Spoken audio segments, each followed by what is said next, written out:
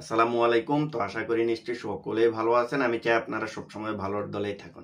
তো আজকের এই ভিডিওতে আমরা ফিফা দা বেস্ট অ্যাওয়ার্ড নিয়ে কথা বলবো, অর্থাৎ ফিফার বর্ষসেরার যে পুরস্কারটা ওইটা নিয়ে কথা বলবো, যেখানে এই পুরস্কারটার জন্য অলরেডি ফিফা তাদের ওয়েবসাইটে অনেকগুলো প্লেয়ারের নাম সাজেস্ট করে দিয়েছে, অর্থাৎ যারা যারা নমিনেশন পেয়েছে তাদের নামটা কিন্তু প্রকাশ করে দিয়েছে।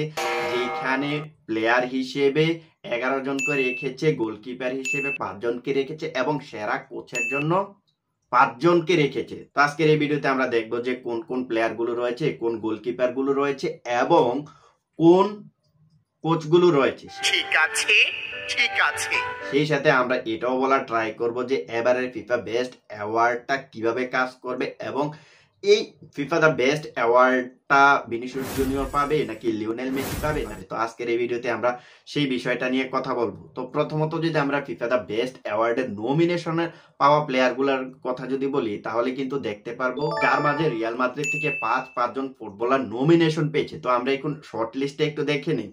দানি কারবাহাল রিয়াল মাদ্রিদ থেকে নমিনেশন পেয়েছে, আর্লিং হাল্যান্ড ম্যানচেস্টার সিটি থেকে পেয়েছে, ফেদেরিকো ভালভার্দে রিয়াল মাদ্রিদ থেকে পেয়েছে, ফ্লোরিয়ান ওয়াইটস বায়ার্ন লেভারকুসেন থেকে পেয়েছে, জুড বেলিংহাম রিয়াল মাদ্রিদ থেকে পেয়েছে, Kylian Mbappe Paris Saint Germain, Lamine Yamal Barcelona, Lionel Messi Inter Miami, Rodri Manchester City, Toni Kroos Real Madrid now retired, Vinicius Junior Real Madrid. তো এটা হচ্ছে 11 জনের একটা list প্লেয়ারদের। তো এখন আমরা যদি গোলকিপারের দিকে তাকাই তাহলে দেখতে পারবো যে আন্দ্রে লুনিন রিয়াল মাদ্রিদ থেকে পেয়েছে, এডারসন ম্যানচেস্টার সিটি থেকে পেয়েছে, Emiliano Martinez Aston Villa, Gianluigi Donnarumma Paris Saint Germain, Mike Maignan AC Milan, Unai Simon Athletic club.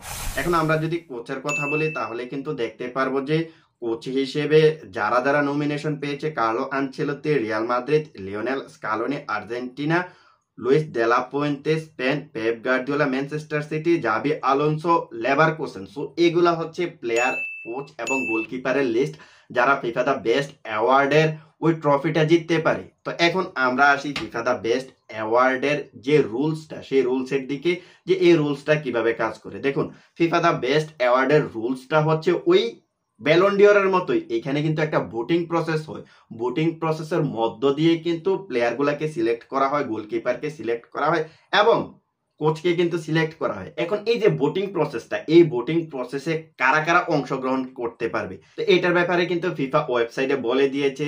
যতগুলো ফুটবল দেশ আছে, অর্থাৎ ফিফার র্যাঙ্কিং হিসেবে ফিফার র্যাঙ্কিং এর আওতায় আসে, ওই সবগুলো দেশ থেকে তাদের জাতীয় দলের কোচ এবং জাতীয় দলের ক্যাপ্টেনরা ভোট দেওয়ার সুযোগ পাবে। সেই সাথে যারা ফ্যান বেস আছে, যেমন আমরা আছি, আপনারা আছেন, যারা আছেন তারা কিন্তু ভোট দেওয়ার সুযোগ পাবে।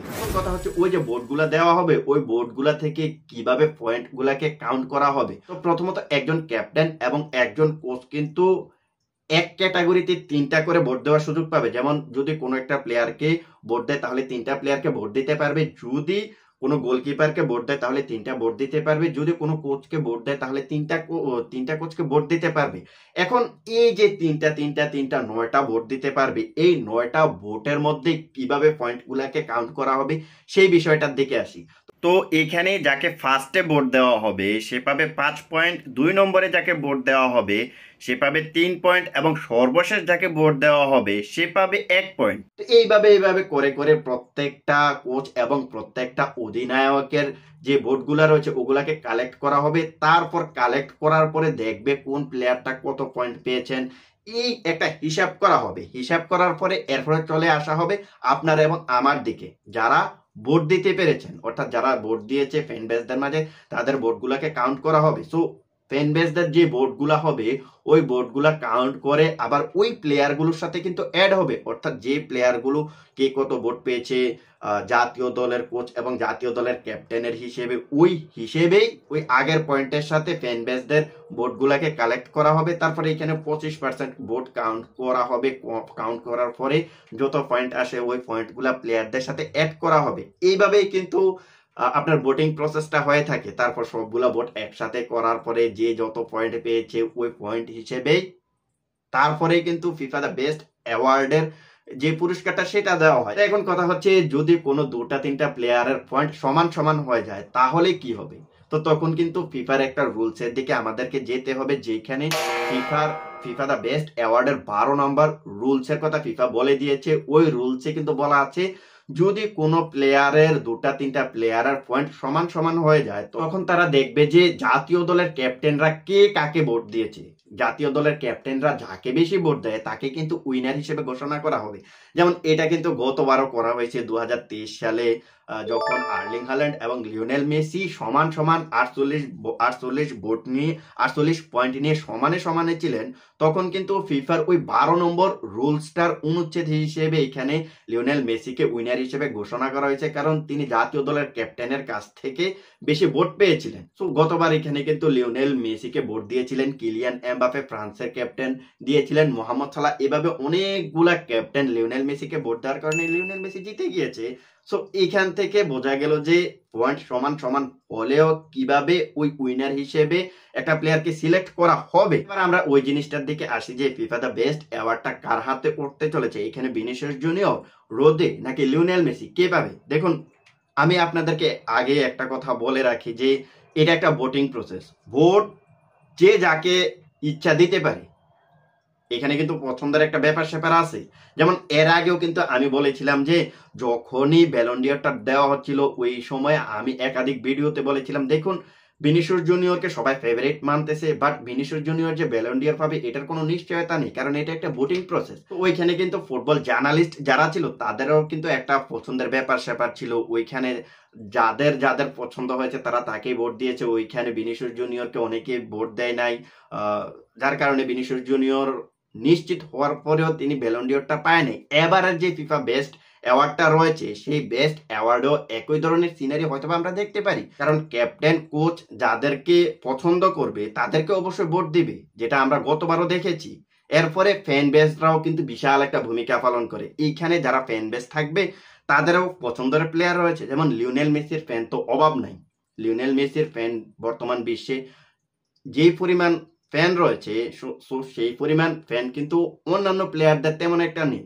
যেমন Cristiano Ronaldo, Lionel Messi, Neymar জুনিয়রের ফ্যান তো অহরহ রয়েছে। সো সেই অনুযায়ী বলতে চাই এখানে পছন্দেরও একটা ব্যাপার স্যাপার রয়েছে। যেমন ধরুন এইখানে জাতীয় দলের ক্যাপ্টেন যারা আছে, জাতীয় দলের কোচ যারা আছে, তারা সবাই ভিনিসিয়াস জুনিয়রকে ভোট দিল, বাট ওই যে একটা ফ্যান বেসদের যে ভোটটা রয়েছে, ওই ফ্যান বেসদের ভোটের কাছে এসে ভিনিসিয়াস জুনিয়র হেরেও যেতে পারে। এটাতে অস্বাভাবিক হওয়ার কিছুই নাই, কারণ একটা আরেকটার সাথে কিন্তু কানেক্টেড।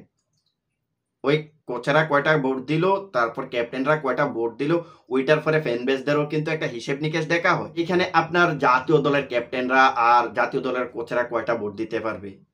হয়তো 200টা দেশ আছে, ওই 200টা দেশের মধ্যে জাতীয় দলের ক্যাপ্টেন এবং কোচেরা যে পরিমাণ ভোট দিবে তার চাইতে বেশি পরিমাণ ভোট তো ফ্যান বেসরাই দিতে পারবে, তাই না? সো এইখানে যে আপনি ফ্যান বেসের হিসেব করেন, তাহলে ভিনিসিয়াস জুনিয়রের এবং রোদ্রির চাইতে হাজার হাজার গুণে এগিয়ে থাকবে লিওনেল মেসি। সো আমি বলি নাই কিন্তু লিওনেল মেসি এই ট্রফিটা পাবে, কারণ ফ্যান বেসদের যে ভোটগুলা কাউন্ট করা হয় ওইখানে 25% কাউন্ট হবে আর কি। ওই যেভাবে আপনার কোচ এবং ক্যাপ্টেনদের কাউন্ট করা হয় ওভাবে কাউন্ট হবে না।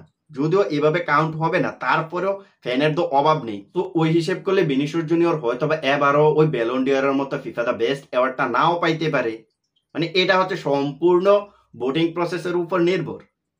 তো যেমনটা আমরা দেখেছি যে গতবার আর্লিং হল্যান্ড তারপর লিওনেল মেসির চাইতে বেশ আগায় ছিল, কিন্তু ওই 4 পয়েন্টে আগায় ছিল লিওনেল মেসির চাইতে আপনার আর্লিং হল্যান্ড, বাট ওই ফ্যান বেসদের ভোটের কারণে লিওনেল মেসি ওই আর্লিং হল্যান্ডকে টপকাই গেছে, মানে সমান সমান হয়ে গেছে আর কি। পরবর্তীতে ওই ক্যাপ্টেনদের ভোটের হিসেবে সে এই ফিফা দা বেস্ট অ্যাওয়ার্ডটা জিতে নিয়েছিল। তো এই ধরনের সিস্টেমে কিন্তু ফিফা দা বেস্ট অ্যাওয়ার্ডে চলে। সো শেষ পর্যন্ত দেখা যাক ফিফা দা বেস্ট অ্যাওয়ার্ডটা কে জিতে।